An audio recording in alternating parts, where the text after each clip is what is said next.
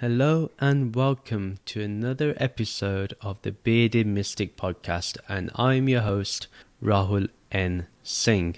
Thank you for taking out the time today to either watch or listen to this podcast episode. Today, we're going to be continuing on with my thoughts on the Bhagavad Gita, and we'll be looking at verses 62 to verses 65 of chapter 2. If you would like to support the Bearded Mystic podcast, you can do so by signing up to the Patreon page, and the details are in the show notes and video description below. So in the last episode, we looked at verses 58 to 61. Let's give a recap. Shri Krishna explained that when the sage can fully withdraw their senses from the pull of their desires, then like how a turtle protects itself with its shell, the sage utilizes that knowledge of Brahman and becomes established in the unfluctuating awareness of Atma and Brahman. Our memory is what keeps the identification of the ego, and once this is transcended with a direct vision of Brahman, the formless self, then one is able to remove the emotional impact of the past pleasures and experiences. So staying focused on the path of being aware, watchful of the flow of the senses. Once we are able to do this, we can notice when they are hungry and that they can never feel full, even when they are followed through. Therefore, the wise person must always remain vigilant and not be carried away by the senses. The most supreme is the awareness behind all experience and knowing. This remains not being pulled by the senses, but the one practicing the wisdom has to keep practicing, controlling their senses, and to sit and meditate on the most supreme, never letting go of the sight of this one. Let's begin with exploring verse 62. Shri Krishna continues on saying, while contemplating the object of the senses, attachment to them is born. From such attachment, intense desires arise. From unfulfilled desires, the seeds of anger appear. The first line is, while contemplating the object of the senses, attachment to them is born. So whenever we look at the senses and what they give to us, we automatically get attached to them. Whatever the senses perceive, we automatically want to possess those things. We automatically want to get attached to them. Whether that's people that we love, or whether that's people that we know, that we work with. Maybe it's items that we care about, products that we care about, maybe a car, maybe a house, maybe having more wealth. Now one may turn around and say, how do my senses get attached to wealth? Well, it's the end goal of wealth that invigorates the senses. What I mean by that is that we think about the life that we could live if we have such wealth. And that's what happens. Our senses can create those feelings, those imaginations, and memories of maybe the past to create that yearning. Contemplating also means that we constantly are thinking about those objects. Therefore, we gradually create an attachment. So we may keep thinking of that car, and suddenly that car consumes us. Maybe we're thinking of that chocolate cake, as I used in the last episode as an example. We may constantly be attached to that chocolate cake, and we can't wait to eat that slice of chocolate cake again. And we constantly think about it. Therefore, we get attached to it, to that particular thing. To remove that attachment, we need to focus on meditation in order to move the contemplation from the object of the senses to Brahman or pure awareness. This takes time. This involves a lot of effort on our side. But at the same time, if we're able to observe the senses and the objects of the senses, the attachment is not going to be as strong. Then the next line is, from such attachment, intense desires arise. Once we get attached, once we're always thinking about that chocolate cake or that car or that house, whenever we're thinking about it, we get that attachment. When we get that attachment, then that intense desire arises. We want that thing. We must achieve it at any cost. And it doesn't matter what happens, we must get it, whatever the cost may be, whether I hurt others, whether I affect other people. Even if it's not for my benefit, I still want to get that thing. And that's what happens when that intense desire arises. These desires become impulsive and become the very focus of our lives, except for spiritual growth. Eventually what happens is spiritual growth has to take the back seat and may be even forgotten in the back seat. That's what tends to happen when that intense desire arises. Shri Krishna, being very, very insightful, he says, from unfulfilled desires, the seeds of anger appear. Whatever we don't get, we get angry. If we wanted to win in a game that we're playing, that we're gambling in, we get angry if we don't win. If we don't get the result we want, we get angry. Our team loses in football or soccer, we get angry. Why? Because we want something. We have a desire to see something. And when that desire is unfulfilled, because we lack fulfillment of the self, of pure awareness, those desires then create the seeds of anger. As we feel disappointed about not getting something, we get annoyed. And it doesn't matter at that time what or who is around us. We lose all awareness when we get angry. That seed of anger is because we have unfulfilled desires. The desires that are being talked about here is multifaceted actually. If you think about it, the major unfulfilled desires, if we do not realize the self, if we do not understand and realize that we are Brahman, that is one unfulfilled desire. And because that isn't attained, we tend to feel unfulfilled. Therefore, anger is at bay. Whenever it happens, and we have no control over it. Now, at the same time, when we have material desires, the same thing happens. If we do not earn that salary, if we do not earn that promotion, if we do not get the house we want or the car we want, that becomes anger. We get angry that we cannot achieve those things. We start hating life, we start hating society, but we do not look for solutions. The context of the whole verse is that this verse shows us that what happens when we get attached to the objects of the senses, so the objects that we see and perceive. Krishna is telling us about our own downfall when we are constantly thinking and are in the pursuits of the objects of our senses. It leads to attachment, and anger arises from those unfulfilled desires. Remember those material desires. Verse 63, from unrestrained anger, delusion arises. From this delusion, memory is lost. When memory is lost, discernment is lost. When discernment is lost, this leads to harmful or destructive actions. Just remember, in the last verse, he talked about the seeds of anger. Now, Shri Krishna goes on to the next level to tell Arjuna, well, there's now unrestrained anger, because that's what happens. Now, before the unfulfilled desires created seeds. Now those seeds have grown, it becomes unrestrained. We're not doing any practice, spiritual practice or spiritual inquiry to address the anger, because we're constantly thinking about fulfilling our desires. We're going through this cycle of causing more pain and suffering to ourselves. So the first line, Shri Krishna says, from unrestrained anger, delusion arises. Whenever anger is unrestrained, it flows in all sorts of directions, and therefore delusion is going to arise. Delusion in this context is that we think that this world is real.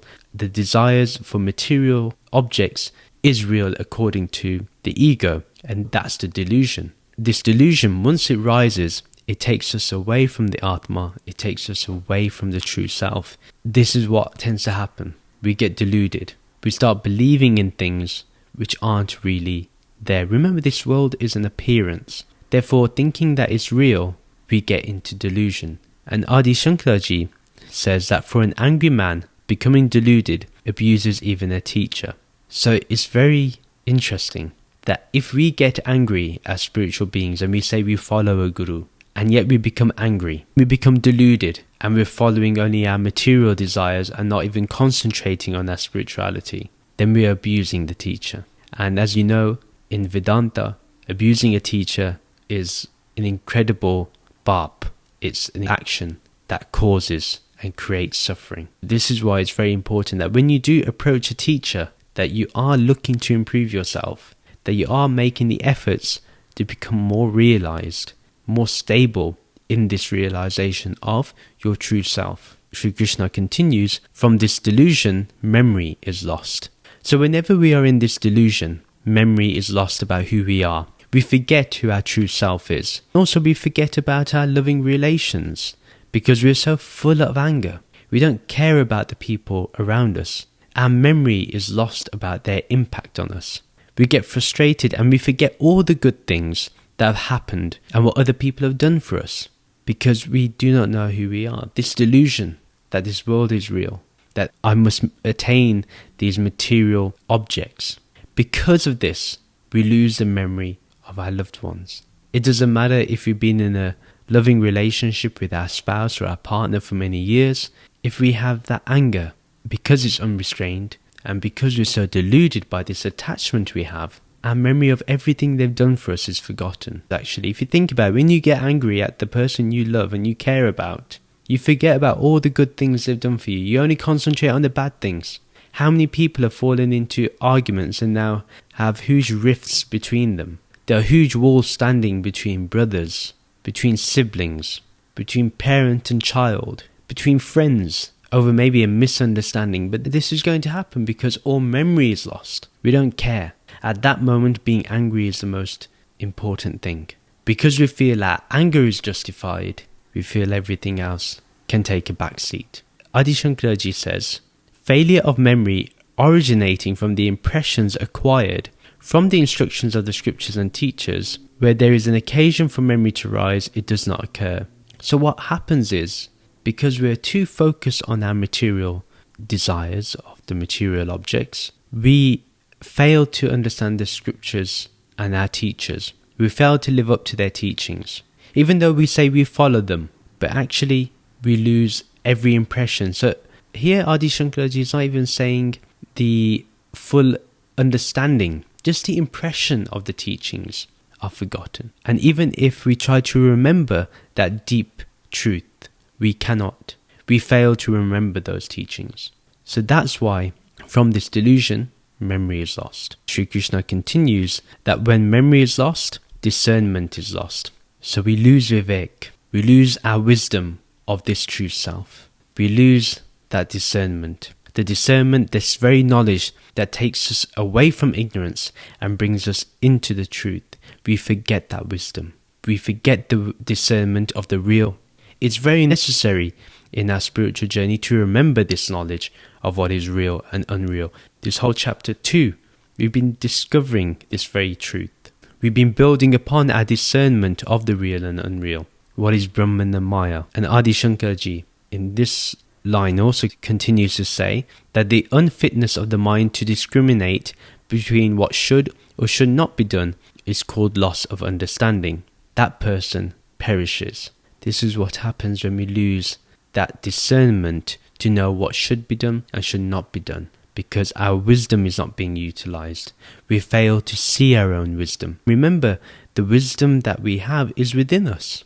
We just have to awaken ourselves to it. Shri Krishna in the last line says that when discernment is lost, this leads to harmful or destructive actions. So this discernment is lost, then our actions can hurt others, and that's going to happen. Destructive actions like pap are those actions that take us towards suffering, and that is ultimately what we're going to attain, only suffering. And Adi Shankaraji here says that indeed, a man that continues to be himself so long as his mind remains fit to distinguish between what he ought to and ought not to do, that's great. He continues to be himself, continues to be the true self. When it becomes unfit, a man is verily ruined. He's truly ruined.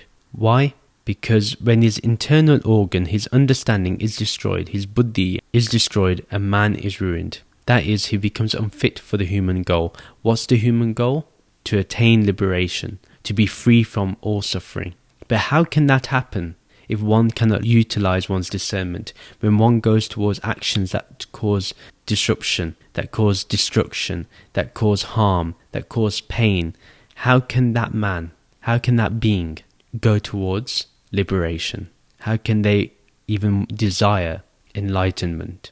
It becomes next to impossible. So the context of this whole verse is that the purpose is to show us what the issues are when we forget our true self and when we just keep going towards the worldly sense objects. So we forget about our discernment. We forget about the memory of what the good things our loved ones have given.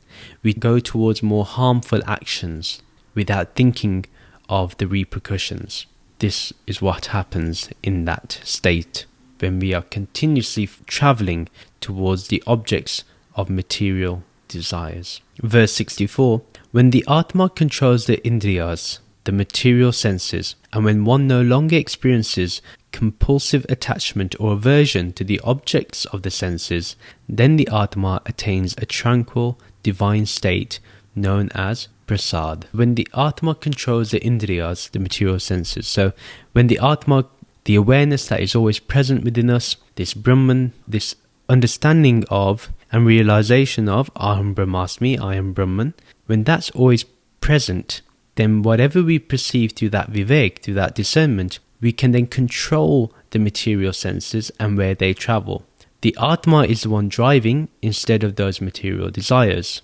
Therefore, we're able to see which desires are going to help us and which desires aren't. That discernment is then utilized. Then Shri Krishna continues that when one no longer experiences compulsive attachment or aversion to the objects of the senses, this is very important. One should no longer feel pulled towards the object of the senses, and one shouldn't feel the need to be attached to everything that it perceives through the senses. At the same time, we do not push ourselves away from the objects of the senses, because if one has aversion, this can create disgust, and this then leads to the next line, because one cannot have peace if one has such aversions. What we need to understand here is that person no longer has that compulsive attachment. Look at the word compulsive attachment, also compulsive aversion.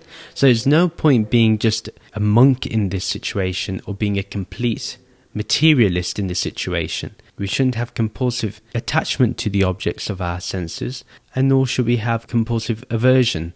If you noticed, in both senses, you keep thinking about the thing that you apparently have an issue with, or the thing that you're attached to. For example, if you're completely attached to that slice of chocolate cake, that's all you're going to be thinking about is that chocolate cake. But if you have a complete aversion to chocolate cake, all you will be thinking about is not having that chocolate cake and avoiding that chocolate cake. Again, how can that mind be at peace if that's what's happening? So having complete attachment and complete aversion is not the right way. Renunciation in that aspect is not great. Shri Krishna says, then the Atma attains a tranquil, divine state known as prasad. The Atma, when it remains in balance, it becomes tranquil and divine. Prasad is literally not what you get or give at the temple. Prasad is that formless consciousness, that awareness within you, which is always tranquil and always at peace. It's always in a divine state of being.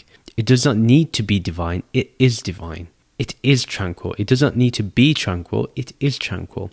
And this Atma, in this context, is talking about the mind specifically. When the mind understands that it is Brahman, that it is the real, it is Sat, then it will always be in that tranquil and divine state. And that is Prasad. That is a true attainment. The reason why it's a divine state is because the Atma understands that it is Brahman. Yet, Aham Brahmasmi is the lived experience. It's the living experience. Adi Shankaraji says that the mind that has self-control can be subdued at will. This person is a seeker of liberation and has that serenity required for it. That mind has self-control. It does not run to wherever the senses take it. It does not strive for those objects. It doesn't have that aversion. It doesn't have that attachment. It has complete self-control. It understands that it does not need to be in both situations where there's aversion and when there's attachment. And that person who's able to be in that balance has the serenity required to be liberated. So the context of this whole verse is that in order for the Atma, or even our mind, it must not go in two opposite directions. It must understand that the senses go through what it must and remain at peace with it, instead of getting too attached or getting aversion from it. When we are in the state of Aham Brahmasmi, or I am Brahman, we are constantly in a tranquil state. That is the prasad, that is the real offering. Now we go to verse 65. That state of prasad removes all pain and misery, and from it a deep sense of tranquility arises. In that balanced state of manas, the the buddhi stands steady always. Shri Krishna is just emphasizing things to make sure the point is understood by Arjun on what is required here. The first line, that state of prasad removes all pain and misery. So when you are in that tranquil state, how can you have pain or misery? It's literally impossible. That mind then does not feel the pain and misery of the past or anxiety about the future. It's always going to be continuously at peace. Why will it be sad about the past? Why will it be anxious about the future? There's no need for it to be, because it's always in that state of Brahman. It always goes back to that awareness which is always present, that awareness which is always stable and steady. This is like the default position always for the one that is liberated, the one that is free from suffering. The reason why this happens is because the mind understands what it truly is, that it is just an appearance in front of awareness. It must function as it should do, but its true state, its true form is that background awareness that we talk about, that background awareness of the ultimate reality. The next line is, and from it a deep sense of tranquility arises. This deep sense of tranquility, that peace, is a still and serene mind. It automatically appears for that person as they are the non-dual self. In that state of awareness, how can pain and misery happen to it? Is there any pain and misery happening to it? No, not in that tranquil state. Shri Krishna continues that in that balanced state of manas, the buddhi stands steady always. This is the ultimate state for each and every one of us, that when the mind-heart is balanced, then our discernment is established and steady. It becomes firm. Adi Shankaraji describes it very well. He says, the one who has a serene mind, the one whose mind is continuously poised in the self, becomes firmly established. They remain steady completely, like the sky. That is, it becomes unmoving in its very nature as the self. That's the awareness that is in the background. Remember that classic example that I always use, the clouds being the thoughts in the sky. You could see the clouds being like desires, but the sky doesn't get affected by what the clouds are, whether the clouds are full of rain, whether they are light and they're just floating by. The sky remains unaffected. Likewise, that's like the mind of that sage that is continuously aware of Brahman, continuously aware of their true nature, their true self. That awareness is always unmoving. That is what we really are. And our mind needs to become steady completely like the sky. The context of the whole verse, and actually I'm borrowing from the commentary of Adi Shankaraji here because he explains it very well, sums it very well, that since a person with a tranquil mind and who is well established wisdom attains fulfillment or liberation, that person of concentration can deal with the absolute necessary objects through his senses that are free from love and hatred. The only thing that is Brahman, the ultimate reality, and just day-to-day living too. What Adi Shankaraji is talking about is that the well-established wisdom attains fulfillment. Everything that needs to be fulfilled is fulfilled. There's no need for anyone to feel empty. There's no need for anyone to feel that there is something not being achieved. That person is always concentrating on that wisdom. Whenever they have a chance, they will always be thinking about their true nature. They will always be going back to their true nature, not thinking about their true nature, but going back to their true nature. And that person is free from love and hatred. Remember, they don't have any hatred towards something, and neither do they have increased attachment to something. They just remain focused on that ultimate reality. That is the end of this episode. A new episode is uploaded every Sunday. You can follow me on social media to keep getting updates, and details are in the show notes and video description below. If you would like to support the Bearded Mystic podcast, there are a number of ways you can do so. You can utilize Patreon to get extra content, or you can check other ways to support the Bearded Mystic podcast, and you can check the Linktree account below. Please rate and review the podcast. Thank you very much for listening. Om Shanti, Shanti, Shanti. Om Peace, Peace, Peace. Namaste.